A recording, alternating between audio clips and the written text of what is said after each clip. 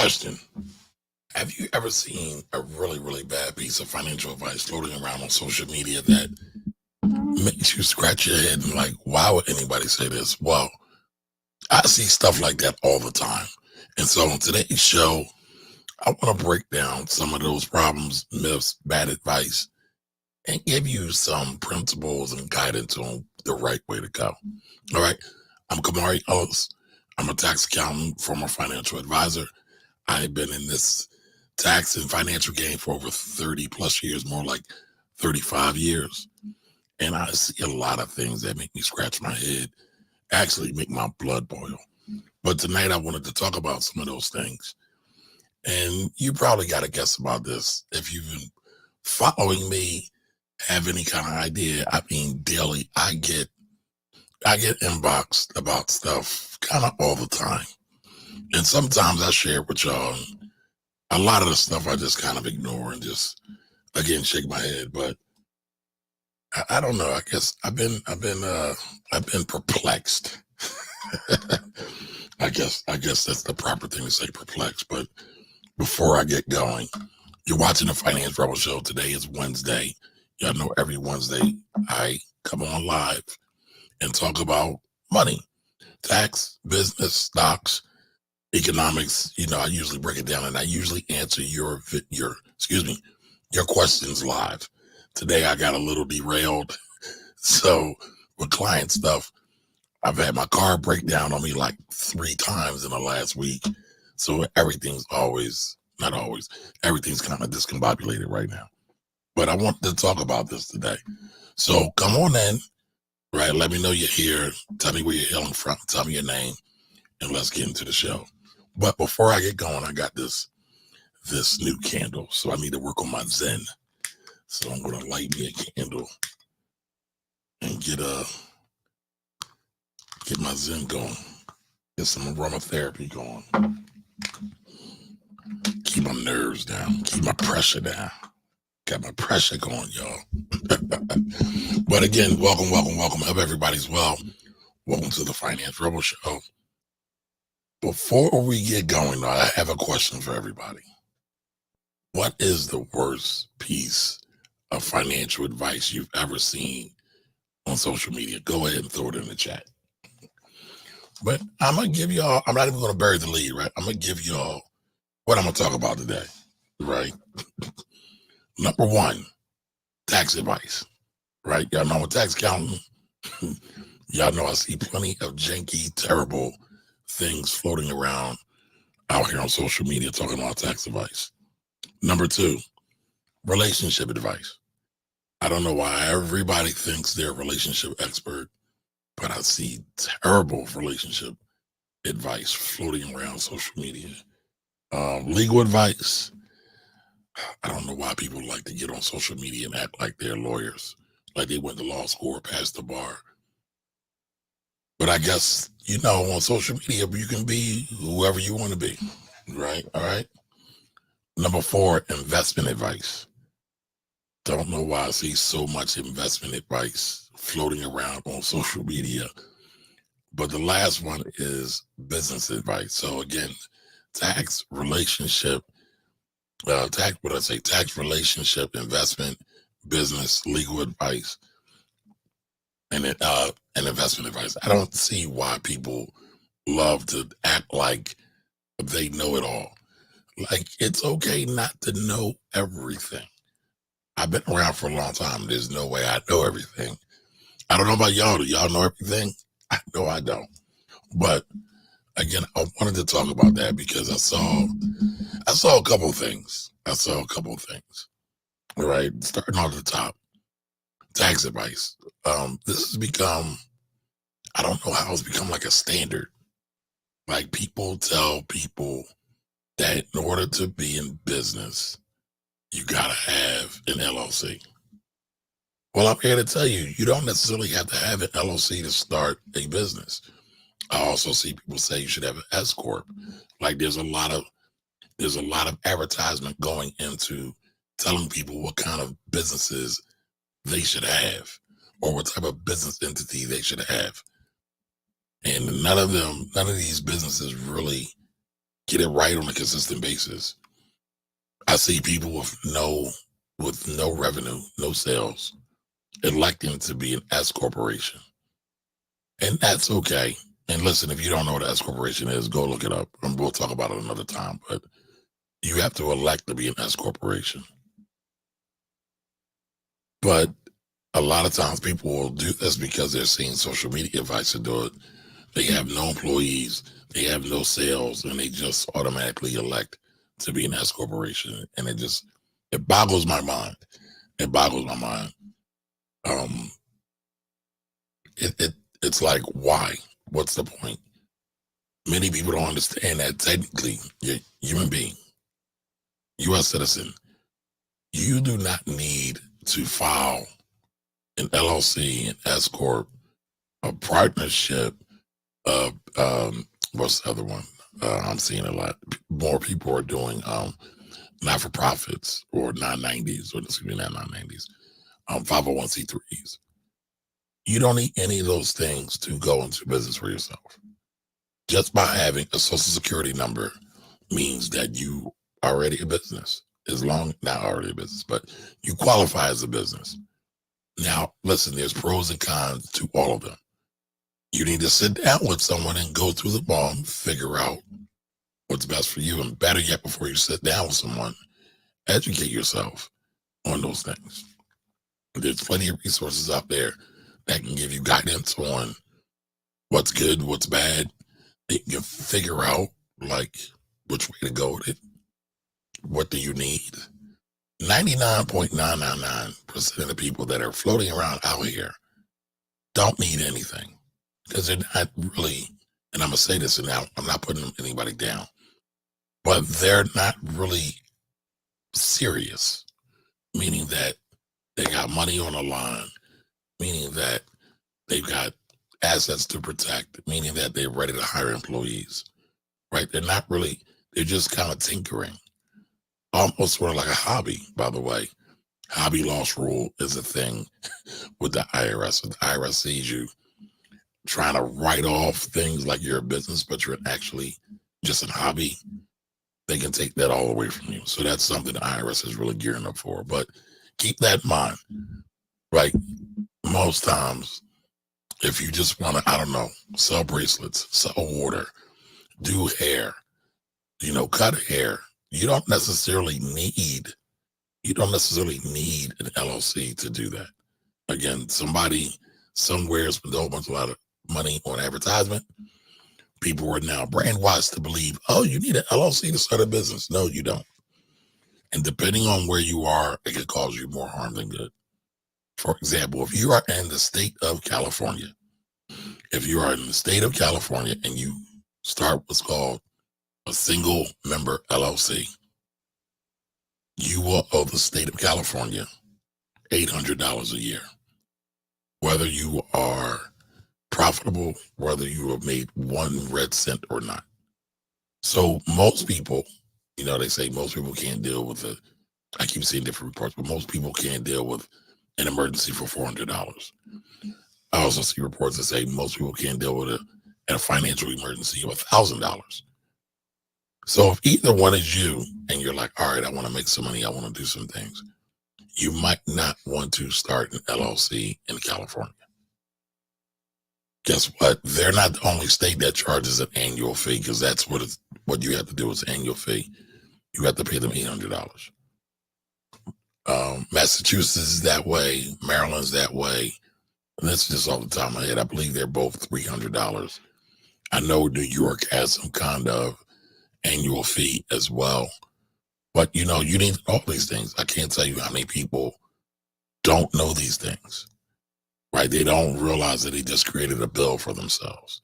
So again, educate yourself. And then once you educate yourself, you might consider doing a consult with a lawyer or an accountant, somebody who you feel really has your best interest in mind. Or at least you can pay them to have your best interest in mind for 15 minutes, 20 minutes, an hour, or whatever it may be, right? You can pay for their times, but a lot of times, if you do that, that will help you save money in the future. What's the saying? An ounce of prevention is worth a pound of cure. So you want, or measure twice, cut once, right? All those adages are out there floating around that you don't necessarily want to put yourself in a bad situation just because you were just in a rush to go to make this money, to get to, to get to the bag that everybody on social media who's saying they're rich is doing. But that's one thing, right? Now, I said relationship advice. Now, y'all probably like, Kamari, you don't talk about relationships. Relationships isn't money, but your the biggest financial decision you'll ever make will be your spouse or your partner. A lot of people say it's a house. I'm sorry to tell you, it's not the house. It's your partner, your life partner, or partners, or whatever you got going on, right? And house is a big one too, but if you get in alignment with the wrong person, male or female, right? I don't care what it is. And they don't have the same values and goals and visions that you have for your life, that could be a major distraction. So again, we got all these relationship gurus out here just telling people to, I don't know, be faithful when they're cheating. I mean, they're well known, right? They're out here horn dogging it up, dogging women out. These are some of the women, right? And just not living real, true life. And excuse me, they're living their real, true life, but they're not living what they really talk about. You're hypocritical. And I mean, listen, nobody's perfect, right? So this isn't coming back at anybody, but what I see people follow this advice. And a lot of these relationship gurus are not counselors.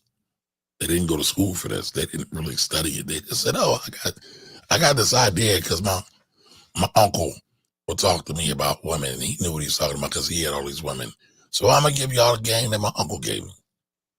And listen, my uncles gave me some great game, but it's not necessarily to be shared out here like relationship gospel. But again, keep in mind, relationships can be the worst financial advice or worst financial move or the best financial move you could ever make in your life. So when taking advice about relationships, really, really, really check the source and don't take it from anybody, right? Because again, there's a lot of people who are trash, just trash, y'all. All right. Now, legal advice. I'm seeing a lot of people talking about legal advice. I'm seeing a lot of people asking about trust. A lot of people are asking me about trust. Well, here's the thing, and this is a broad form, and I'm not a lawyer, and I don't play a lawyer on social media. But there are two types of trust. You have irrevocable trust, and you have revocable trust. I'm seeing people talk about both on social media. I want y'all to think about this, though. Before you make a move, and again, I'm not a lawyer, but before you, one of the trends I'm seeing is telling people to put their homes in revocable trust, their residence. And sometimes that makes sense, but you got to weigh all the options. And so before you blindly go do this with someone or take the advice of someone who you know absolutely nothing about, know this. If you take someone's home and you put it in a trust, you might lose other benefits later. And I'm not even talking about the due on sale clause. Like if you have a mortgage and you move it to a trust, they're saying there's a lot of people say there's ways around that. Okay, cool. But check this out. I live in Philadelphia. Real estate taxes in Philadelphia have been through the roof. Now, my parents are elders. They're 70 plus, right? A lot of times, a lot of our elders can't handle the tax burdens. And so some of these cities have real estate tax relief.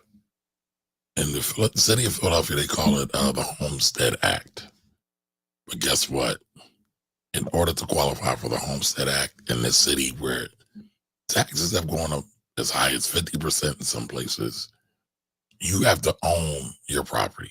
You have to personally own your property.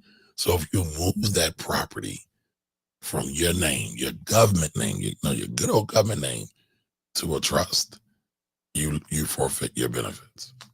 So then you gotta ask yourself, was probate really that bad? Because that's what they're saying. Probate's so bad. Everything's so bad. You don't want people in your business. Okay, cool. Can you afford it? You want to avoid probate. Can you afford to lose the benefits from having your tax bill reduced or losing out on that opportunity? Nobody's talking about that. Like 99.9999% of the advice on social media is geared towards the uber rich, even though 99.99% of the people on social media are not the uber rich. They're middle class at best.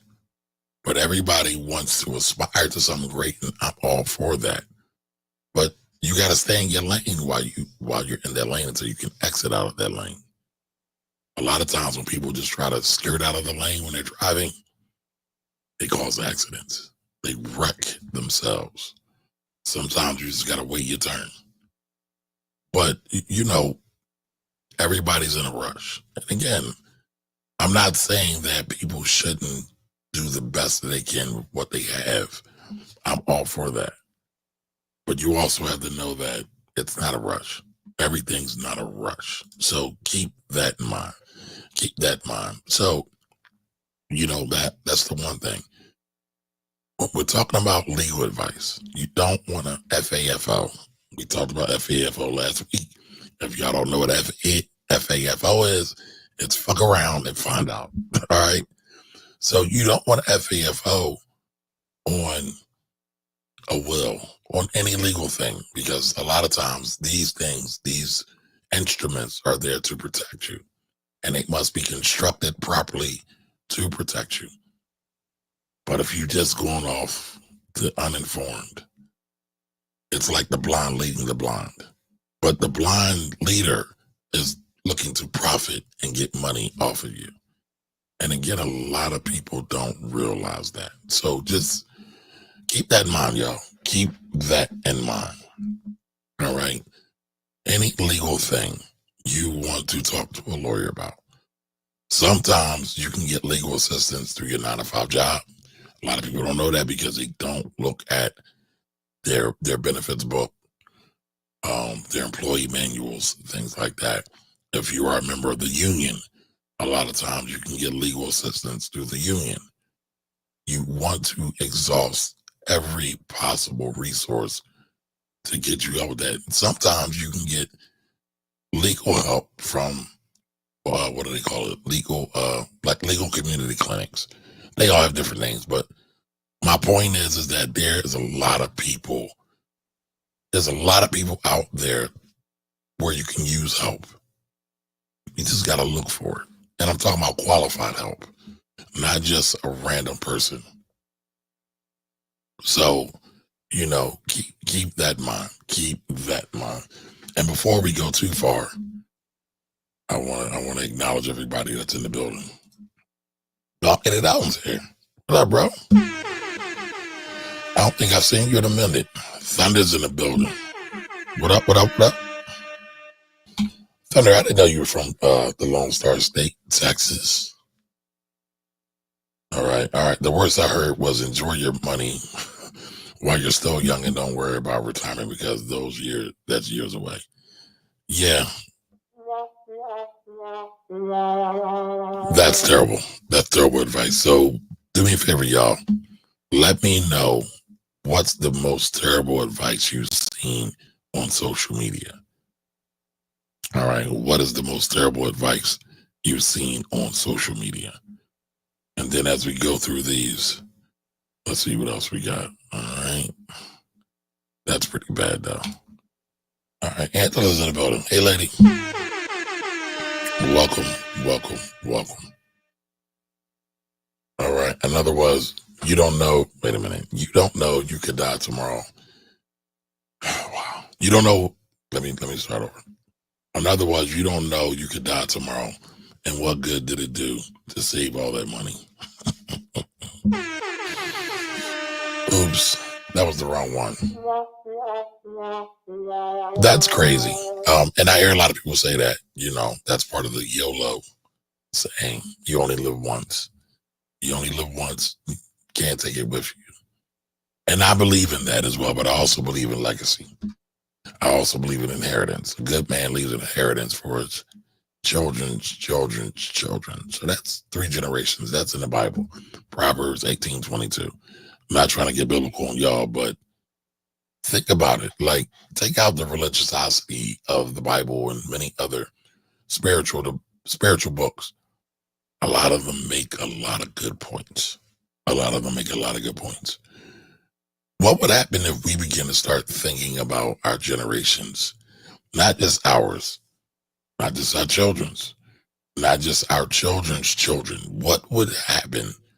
What would our communities look like if you started to think a little bit more long range instead of just right now, what's in your face? I think things might look a bit different, but what do y'all think? What would happen if we begin to think a little bit more long range? All right. Yeah, that is crazy.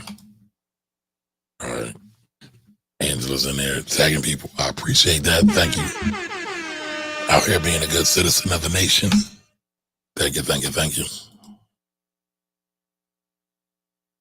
Okay. Yeah. Listen, Barry White, I'm a big Barry White fan, not just because my voice show. I'm sure somebody's got a joke. Thunder, that's probably why you said that anyway, but no, people don't practice what you preach. What was it? You keep on telling me this, you telling me that. I gotta go back and look at it. Practice what you preach. I'm not gonna sing for y'all. I promise I won't. But yeah, a lot of people don't practice what they preach on social media. They don't walk it like they talk it. Partly because nobody really checks. Nobody really cares. So, all right. Angela says, is the free low-cost agency We the People any good? I don't know, but I'll look it up.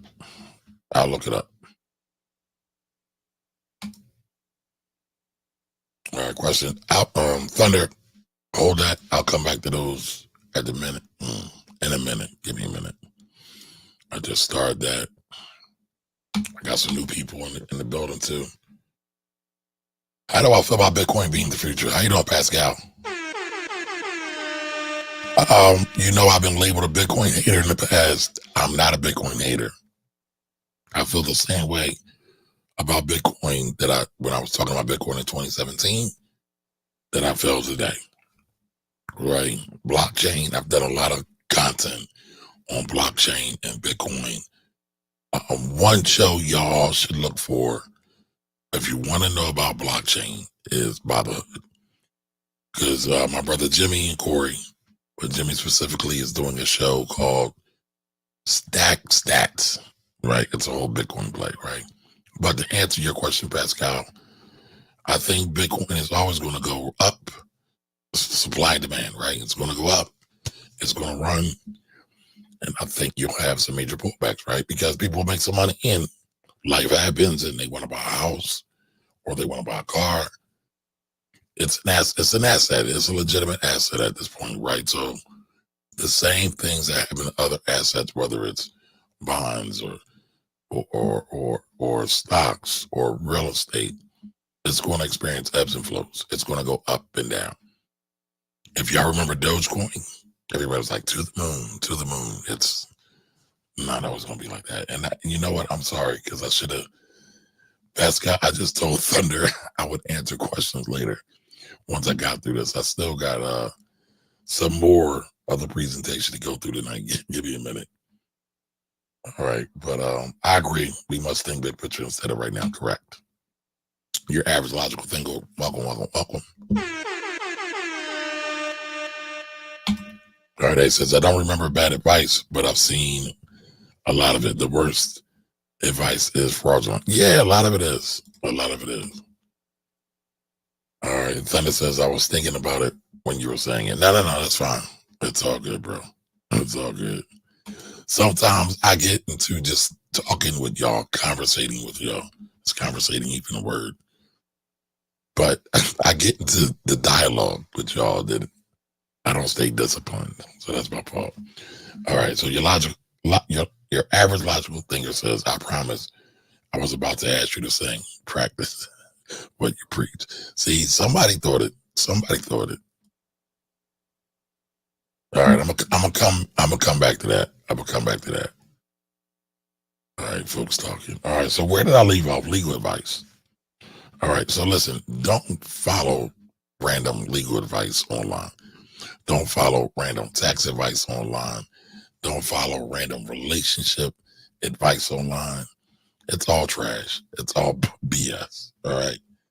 All right. So, keep those things in mind. Now, I do want to share something with y'all before I get too far away. I have a great life accomplishment, or rather, my son had a great life accomplishment. And I'm proud of him, and I've been bragging on him. So, my son is really big into robotics. He's been doing robotics since he was in middle school. He's now a junior in high school. But recently, a week or two ago, he just won a major competition for the state of PA for his division. So much so that he is going to World Championship. And so he got written up in the paper. So my son's now like a mini superstar out here. He got into the paper faster than I did. So that's the little brown boy right there in the middle. I'm pointing to it like y'all can see me pointing. But the robotics team is hoping to represent Northtown well as they head to World Tournament. So the World Tournaments are in Texas in April. They are in Texas in April. So I'm super proud. And I've been bragging on him. I've been calling about it. I called my dad about it the other day. He really doesn't get it. He's older, but he doesn't get it. Like, this is a big deal. This is a major deal. So I'm really proud. But what I've been doing is, as I've been talking about this, I've been telling folks that the team has to raise money to go to Worlds. Because we're in Pennsylvania, they got to get all the way to Texas. And so what they did was they started a GoFundMe. And so as part of that, I said, all right, I will share it. So if anybody is interested, they appreciate what I bring. Forget about giving me a super chat today or anything. Just go on over and donate that to the GoFundMe. And I will put the GoFundMe in the chat as well. Whatever you can do, right? Whatever you can do is appreciated. So all donations are welcome. I don't care if it's $1. I don't care if it's $1 million. I'll take it all. We'll take it all, right? Money doesn't go to me. Money goes to the team. So, but thank you for everybody. I see all the well wishes. All right, so where we go? Oops. Yep, I'm proud. I'm bad proud. Listen, when I was growing up, we didn't have robotics. I had chess team. I played some basketball. Thank you. Right? But robotics, like STEM or STEAM, whichever way you want to go with it, right? That's the future. And he's been into it. Like him and his team, they are really serious about it. I mean, and I can't be more prouder because he does what's called the notebook. Like, so they have to document all the stuff that they do to this robot, the calculations, and they have to do like drawings and CAD diagrams and things like that. And he works on it like every day. And the day of the competitions, because the competitions are on Saturday, he will stay up Friday night because he has to wait on his other partner to do some of the CAD drawings. But he's staying up sometimes till 3-4 o'clock in the morning. And I don't have to tell him to do that. Right? So he's been dedicated to do it. And so, again, I'm super duper proud. Super duper proud. All right. But again, if y'all appreciate what I do here on the Finance Roll Show, feel free on going over to the GoFundMe and give a donation. Y'all know I usually don't ask for nothing. But for my son, for my children, for my loved ones, I will ask. I will definitely ask. So thank you in advance, everybody. All right, so let's get back to this. Let's get back to this. So tax advice, relationship advice, legal advice, investment advice.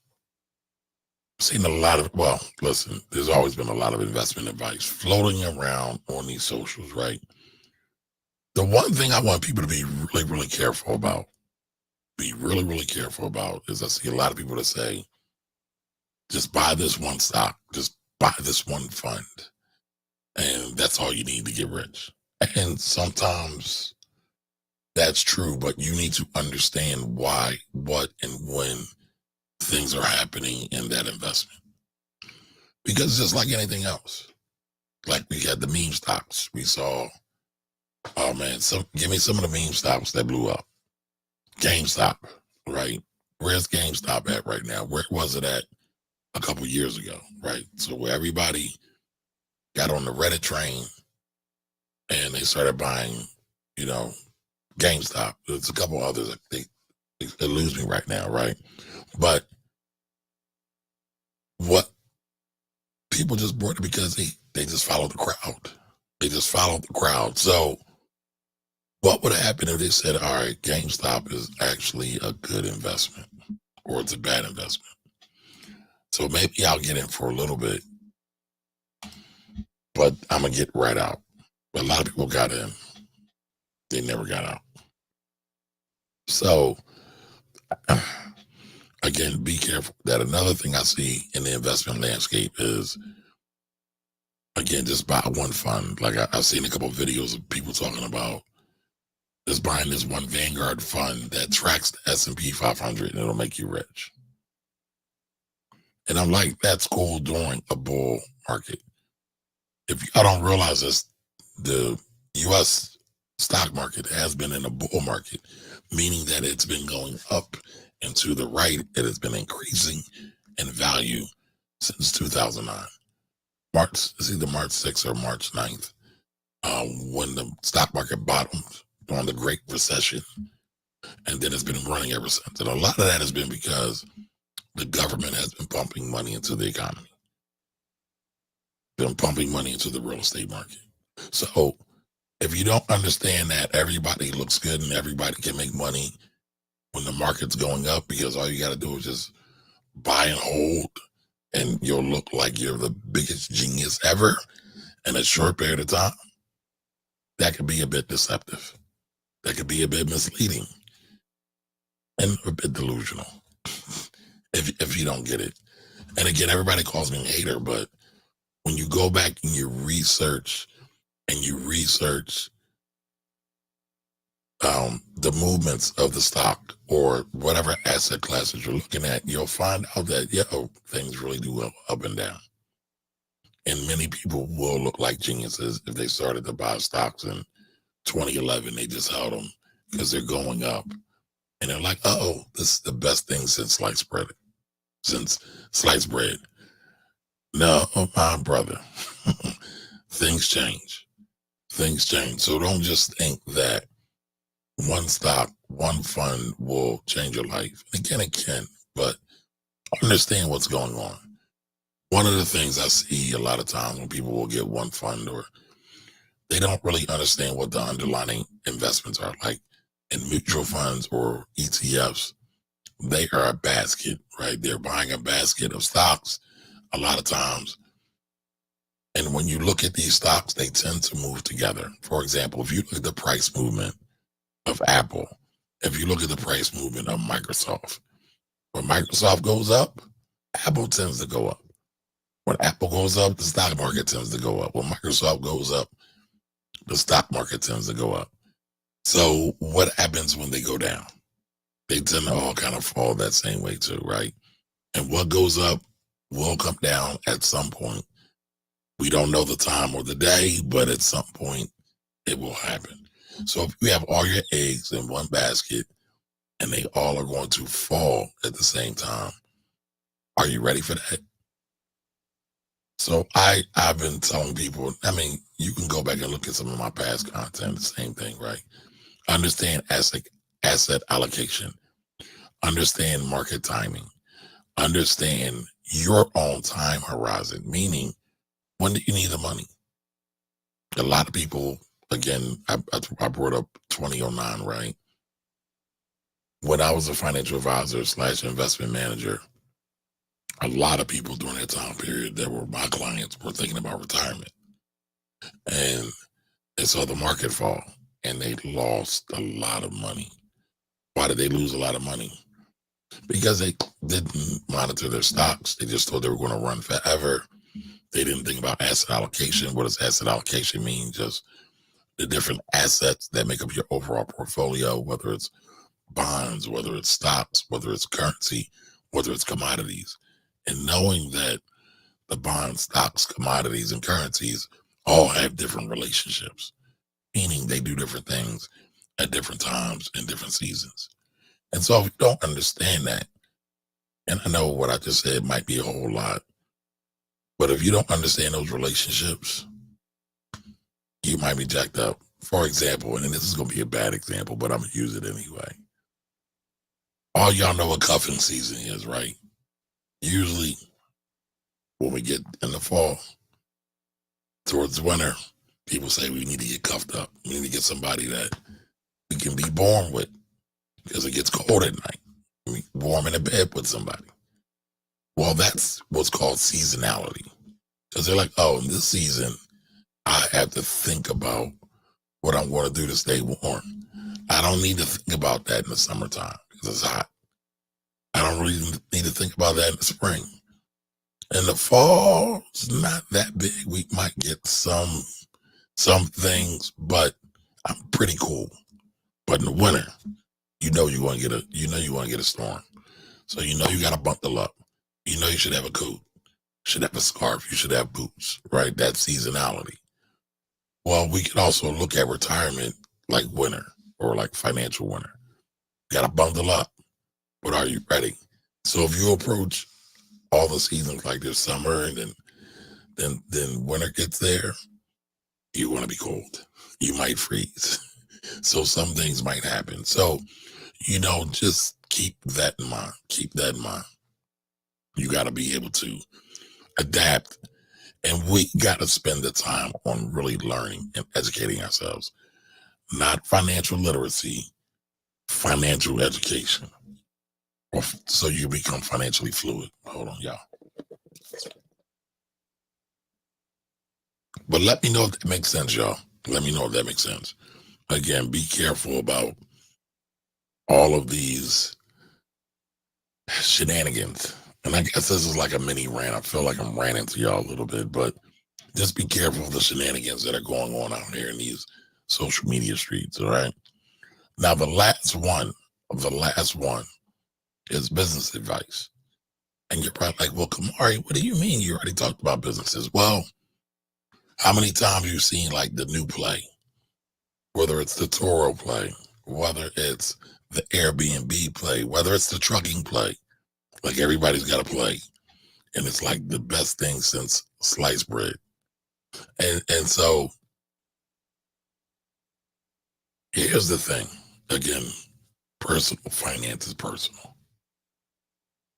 Personal finance is personal. And so the more you personalize your education, the better you can execute on your financial transactions. Personal finance is personal. The more you personalize your education, the better you can execute on your financial transactions. So, a lot of people don't realize that, but if you're putting money into, somebody said, fraudulent things, you're giving away your opportunities to become wealthy. You're giving away your children's opportunities. So your legacy. Because you gave it to some hooligan who don't give a damn about you, your family, or your community. So, but here's the thing. You have to be a good steward of your funds, meaning that you got to take the time to educate yourself so people can't just easily rob you. That's what they're doing a lot of times. They're robbing you. They're trying to entice you, make you think that this is something that's needed, using all kinds of tactics and sales tactics to elicit emotion, right? Most sales, most sales are done, like the really good ones are really done by emotional motivation, fear tactics. And some of them are warranted, right? I'll say this. I'm a big believer in life insurance. Everybody's not promised tomorrow. All of us have an expiration date. Do you want to leave your children to fend for themselves? Like if somebody said to me, like, Kamari, do you have life insurance? Well, do you want your daughter to dance on the pole? I don't want my daughter to dance on the pole. I want to get some life insurance so my daughter doesn't dance on the pole. That could be seen as a form of manipulation or as a form of influence, whatever way you want to call it. I've sold a bunch of life insurance over the years, so I already know why it's important. I've already seen all the stories, or not say stories, all the situations where this can happen. I've seen young people die that are friends of mine. I've seen older people die. I was at a funeral last week where, here's the thing, I was at a funeral on Friday, family member. And that same week, that same day, left the funeral, I broke down, was on the side of the road and got pulled over by police.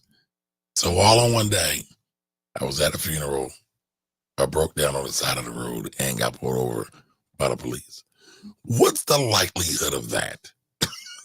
What's the probability of that? I could have wrote a whole story about that. Some just went out and I don't know what. That's crazy. Oops. I don't know why this went out. Oh, there we go.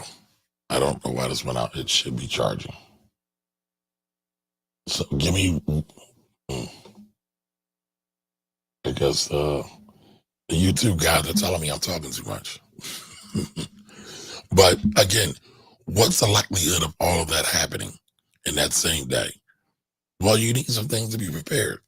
I had AAA, right? That's a form of insurance, right? The cop didn't bother me. He bothered the tow truck that I got the tow truck towed on. But it was still weird. All that stuff happened in one day. But again, you got to be prepared for the inevitable. You got to see the problem and hopefully eliminate the problem before the problem even exists. You got to know the problem's there, eliminate the problem before it even comes to bear. I know I'm going to die one day. I don't want to die. I do not want to die. But guess what? The likelihood, the probability of me dying before my children is high. Do I want my children to be ass out with my daughter on a pole with Claire Hills? I don't. So guess what? I get life insurance. As simple as that. A lot of times, men say we love our ladies, right? And I'm not trying to pick on the sisters. I'm just giving examples. Y'all know this. A lot of times women over the years will get into relationships because of financial security. But a lot of times they're not the most loving. A lot of times they're very toxic. So do I want to put my wife in a situation where she then has to find a sugar daddy to give her financial assistance? I don't. I get her life insurance. I mean, it's as simple as that. We may not want to deal with these harsh realities, but those are the things that they're real. So again, tax advice, relationship advice, legal advice, investment advice, business advice. Avoid all them shenanigans on social media. Find real reputable people to work with. Build relationships with them. Pay them well. And first and foremost, educate yourself.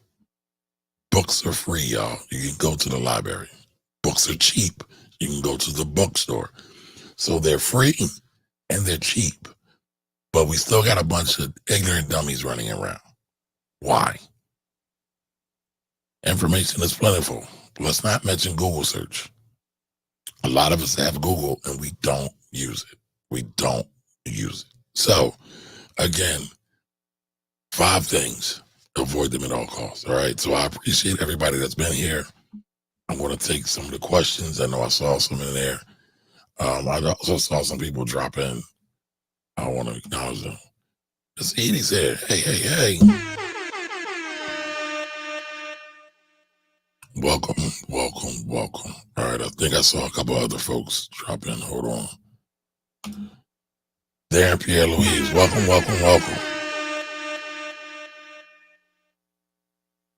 All right. So let's see.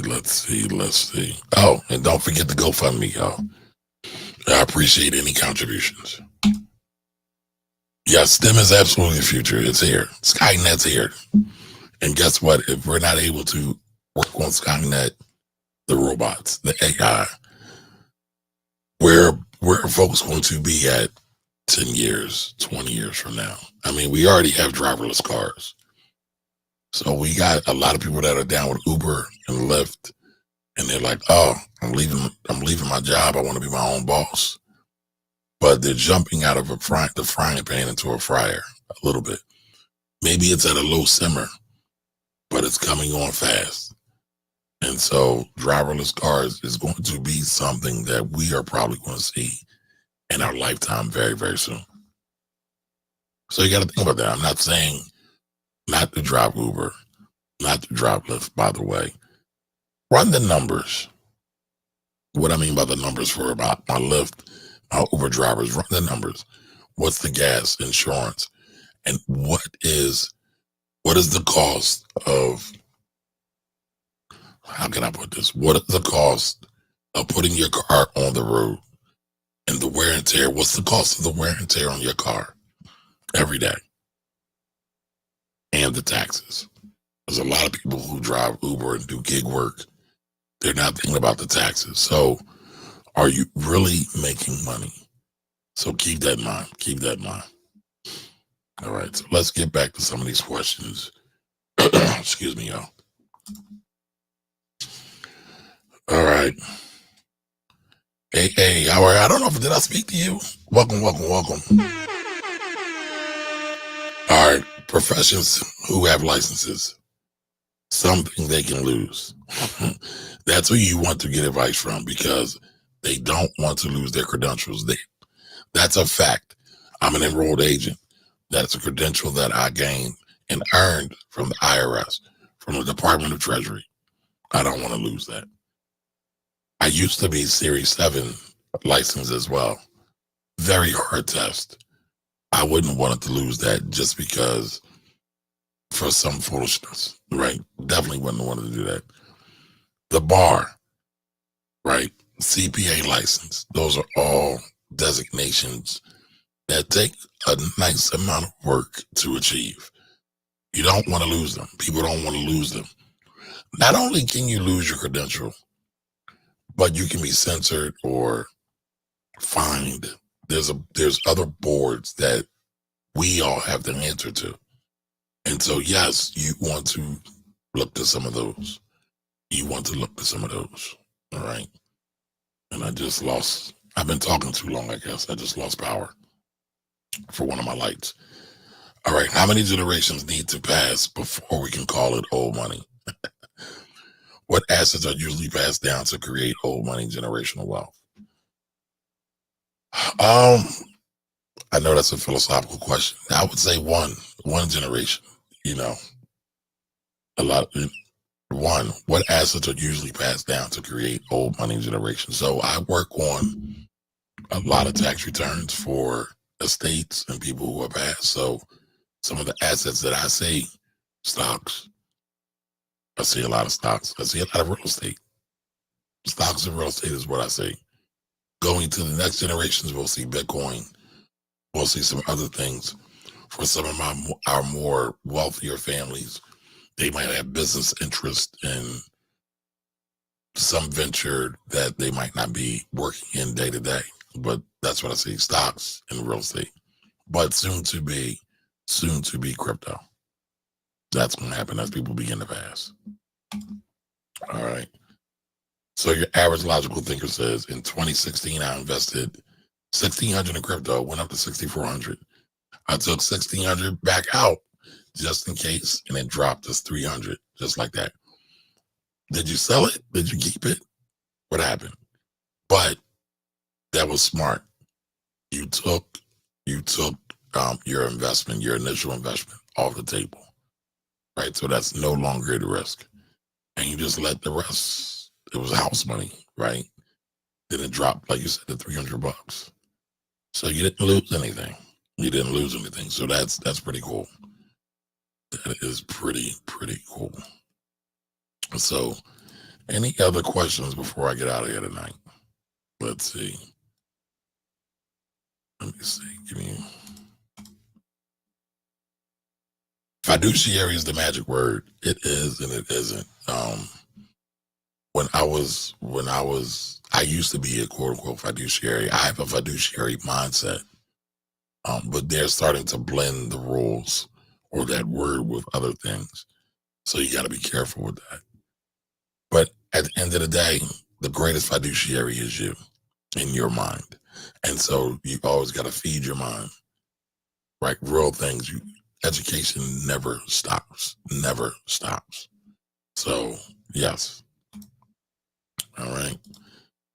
So, all right, everybody. I appreciate everyone here. Listen, again, my son is going to the World Championships of Robotics in their competition. So, if anybody would like to contribute, if you rock with me, love what I do, I'll be more than elated, thrilled if you all will contribute to the GoFundMe so they can get to the world competition in Texas in April. But again, I'll be back soon. I got plenty of other stuff to talk about. If you have any questions or anything you want me to cover, feel free to shoot me an email at taxes@phillytaxteam.com. Or you know what? I've been bad about this.